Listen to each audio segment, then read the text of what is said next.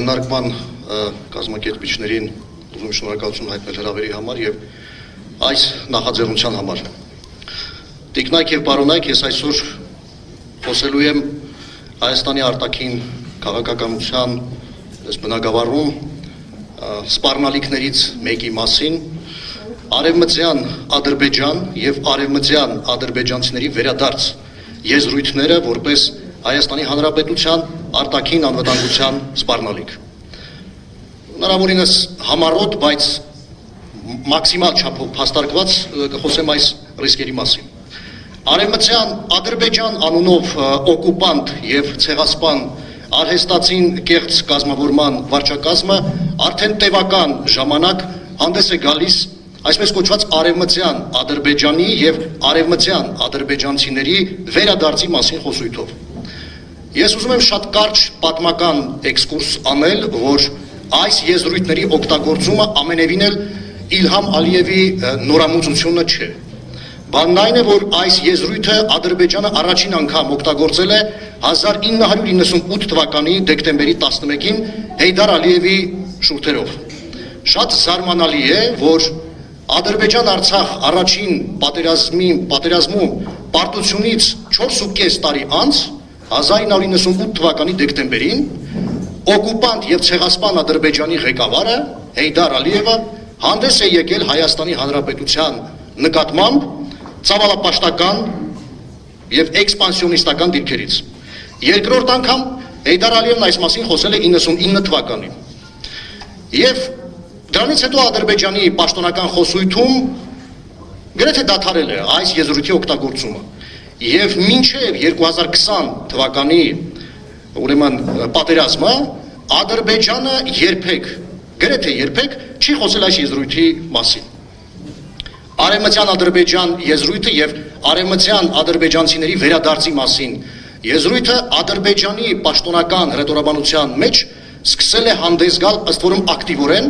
2020 թվականի պատերազմից 2 տարի անց, 2022 թվականին, երբ այս մասին բացահայտ արդեն խոսեց Իլհամ Ալիևը։ Այսպիսով, արևմտյան Ադրբեջան եզրույթը դա կամ ծրագիրը Ադրբեջանի հակահայկական եւ էքսպանսիոնիստական մի ծրագիր է, որի նպատակը հետեւյալն է. Հայաստանի Հանրապետության տարածքի օկուպացիան եւ ադրբեջանցիներով կամ որ ավելի ճիշտ է, կովկասյան թաթարներով վերաբնակեցումն է։ Հավատալով այս խոսույթներին, արևմտյան Ադրբեջան եւ արևմտյան ադրբեջանցիների վերադարձի մասին խոսույթներին, Իլհամ Ալիևը գնացել է ավելի հեռուն, հայտարարելով կոնկրետ թիվ,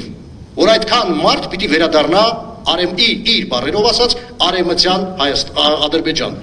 300,000։ Ես մեջբերում եմ իր խոսքից մի ուշագրավ հատված։ Այսօր մենք ասում ենք, որ 300,000 ադրբեջանցիներ պետք է վերադառնան այդ շրջաններ, բայց ընդհանուր առմամբ այդտեղից հեռացած եւ Ադրբեջանի տարբեր շրջաններում ապրող մարդկանց եւ նրանց թորների ու շարժանքների թիվը մի քանի անգամ ավելին է, քան 300,000-ը։ Մեջբերման ավարտը։ Հատուկ հարկ եմ համարում նշել, որ Հայաստանում երբեք, ընդգծում եմ, երբեք 300,000 ադրբեջանցի, ավելի ճիշտ կովկասյան թաթար, չի բնակվել։ Ցարական Ռուսաստանում առաջին անգամ 1897 թվականին, ապա Խորհրդային Միությունում առաջին անգամ 1926 թվականին, երկրորդ անգամ 1937 թվականին անցկացված մարդահամարների արդյունքները անփոփոխ փաստաթղթերում չի հիշատակվում ադրբեջանցի անունով ազգություն։ Նշված փաստերը հիմք են տալիս պնդելու, որ մինչև 1937 թվականը ներառյալ Ցարական Ռուսաստանում եւ ոչ էլ ԽՍՀՄ-ում գոյություն չի ունեցել ադրբեջանցի անունով ազգություն։ Առաջին անգամ ադրբեջանցի ազգության մասին հիշատակվել է 1939 թվականին ԽՍՀՄ-ում անցկացված երրորդ մարդահամարի ժամանակ։ Հայաստանում երբևէ ապրած ադրբեջանցիների կամ կովկասյան թաթարների առավելագույն թիվը արձանագրվել է 1979 թվականին ԽՍՀՄ-ում անցկացված նախավերջին 6-րդ մարդահամարի տվյալների համաձայն։ Ըստ այդ տվյալների 1979 թվականի հունվարի 17-ի դրությամբ Խորհրդային Հայաստանում ապրող ադրբեջանցիների թվականակը կազմել է 160,841 մարդ կամ ընդհանուր բնակչության 5.2%-ը։ Հիմնվելով 1939, 59, 70, 79 եւ 89 թվականներին ԽՍՀՄ-ում անցկացված թվով 5 մարդահամարների պաշտոնական տվյալների վրա կարող ենք աներկբա կերպով պնդել, որ Իլհամ Ալիևի հայտարարությունը առայն, թե Հայաստանում երբևէ բնակվել են 300,000 ադրբեջանցիներ, նվազագույն քննադատությանը չդիմացող կեղծիք է եւ սուտ։ Ի տարբերություն ադրբեջանցիների կամ, որ ավելի ճիշտ է, կովկասյան թաթարների, հայերը Ադրբեջանում պատմականորեն ունեցել են բավականին մեծ ներկայություն։ Վերոնշյալ մարդահամարների տվյալներով խորհրդային Ադրբեջանում հայերի թվականակը կազմել է 500,000 մարդ։ Ինչպես վկայում են փաստերը, նախքան Ադրբեջանի կողմից Արցախի հանրապետության տարածքի մի զգալի մասի օկուպացիան, Ադրբեջանի վարչակազմը նպատակահարմար չի համարել խոսել այս եզրույթների արևմտյան Ադրբեջանի, արևմտյան ադրբեջանցիների վերադարձի մասին։ Այս մասին վկայել է հենց ինքը Իլհամ Ալիևը 2022 թվականի դեկտեմբերի 24-ին, ասելով մասնավորաբար հետևյալը. այս հարցը մեր օրակարգում է հենց հիմա, Ղարաբաղյան հիմնախնդրի լուծումից հետո։ Իհարկե, նախքան Ղարաբաղյան կոնֆլիկտի լուծումը այս մասին խոսելը գուցե վաղ էր, բայց այսօր իմ կարծիքով պետք չէ ժամանակ կորցնել։ Երկրորդ անգամ այս բովանդակությամբ հաստատում կամ հայտարարություն նա արել է 2023 թվականի հունվարի 12-ին տեղական մի շարք ԶԼՄ-ներին տված հարցազրույցի ժամանակ։ Փաստորեն, Արցախի ինչ է ստացվում, որ Ադրբեջանը սկսել է խոսել արևմտյան Ադրբեջան, արևմտյան ադրբեջանցիների վերադարձ եզրույթների մասին այն պարագայում, երբ որ սկզբում մասնակի, իսկ այնուհետև ամբողջությամբ օկուպացրել է Արցախի հանրապետությունը։ Փաստորեն, Արցախի հանրապետությունը իր գոյությամբ պաշտպանել է Հայաստանի հանրապետությանը, թույլ չտալով Ադրբեջանին ապօրինի հավակնություններ դրսևորել Հայաստանի նկատմամբ։ Հիմա ո՞րն է լուծումը։ Հետևաբար, Արցախի հանրապետության դեօկուպացիան հրատապ անհրաժեշտություն է, քանի որ դրանով իշարս բազմաթիվ դրական հետևանքների, որ կունենա հայ ժողովուրդը եւ Հայաստանի հանրապետությունը, կչեզոքացվեն այսպես կոչված արևմտյան Ադրբեջանի եւ արևմտյան ադրբեջանցիների վերադարձի մասին Ադրբեջանի վարչակազմի խոսույթները։ Իսկ թե ինչպես պիտի ազատագրել Արցախի հանրապետությունը, պատասխանը ավելի քան միարժեք է՝ ուժային եղանակով։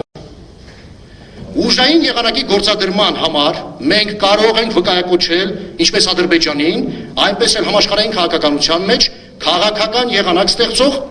Ամերիկայի Միացյալ Նահանգներին, որը վերջերս տվեց ուժային եղանակի գործադրման թարմ օրինակ։ 2026 թվականի հունվարի 3-ին ԱՄՆ-ն կոպտերոն խախտելով ՄԱԿ-ի կանոնադրության մեջ եւ Հելսինկյան եզրափակիչ ակտում ամրագրված միջազգային իրավունքի հանրահայտ սկզբունքները, մասնավորապես ուժ կամ ուժի սպառնալիք չկիրառելու, վեճերի խաղաղ կարգավորման մասին, պետությունների ներքին գործերին չմիջամտելու մասին սկզբունքները, ներխուժեց օտար պետության տարածք, առևանգեց այդ պետության ղեկավարին եւ նրա կնոջը, տեղափոխեց իր երկիր եւ այժմ պատրաստվում է նրանց դատել ԱՄՆ օրենսդրությամբ։ Իր բռնի գործողություններից անմիջապես հետո ԱՄՆ նախագահը հայտարարեց. այն ինչ տեղի ունեցավ Մադուրոյի հետ, կարող է տեղի ունենալ ցանկացածի հետ։ Սա թող դաս լինի բոլորին։ Սրանք ԱՄՆ նախագահի խոսքերն են։ Ինչ վերաբերում է ուժային եղանակի գործադրման համատեքստում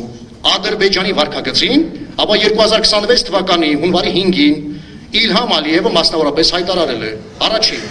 ժամանակակից աշխարհում գոյություն չունի այն, ինչը կոչվում է միջազգային իրավունք։ Թող բոլորը մոռանան դրա մասին։ Կա ուժ, կա համագործակցություն, կա դաշնակցություն, կա փոխադարձ օգնություն։ Երկրորդ, միջազգային իրավունք, ՄԱԿ, սրանք բոլորը մնացուկներ են։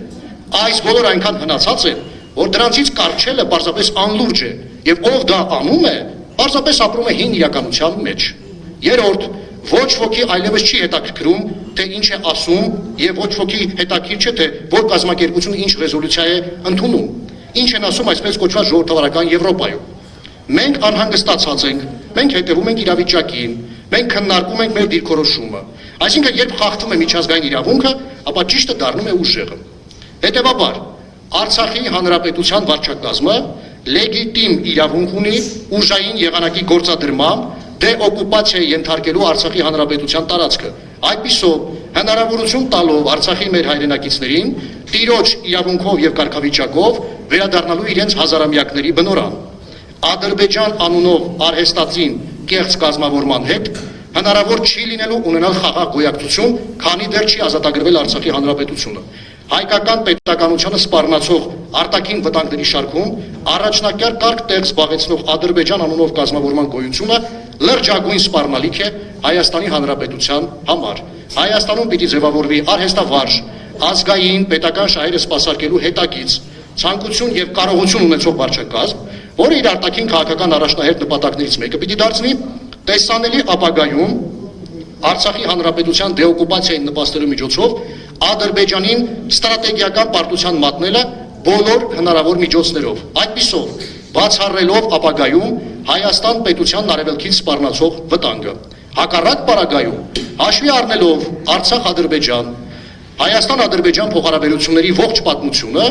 որը կազմում է մոտավորապես 108 տարի, աներկբա կերպով կարող ենք պնդել, որ հայկական պետականության հետագա գոյությունը շարունակելու է մնալ լրջագույն սպառնալիքի տակ։ Իսկ մի օր այն կարող է պարզապես դադարել եւ Հայաստանի Հանրապետությունում ապրող հայությունը կրկին ենթարկվել թուրք-ադրբեջանական ցեղասպանության։ Հետևաբար Ադրբեջանի անօրինական ախորժակը փակելու լավագույն, հուսալի եւ երաշխավորված եղանակը Արցախի Հանրապետության դեօկուպացիան է եւ այնտեղ հայկական իշխանության վերահաստատումը։ Արցախը չազատագրելու դեպքում Հայաստանի Հանրապետությունը որպես պետություն նման է լինելու մեկ ոտքը անդամահատված մարդու։ Շնորհակալ եմ ուշադրության համար։ Շնորհակալություն Գևորգյան։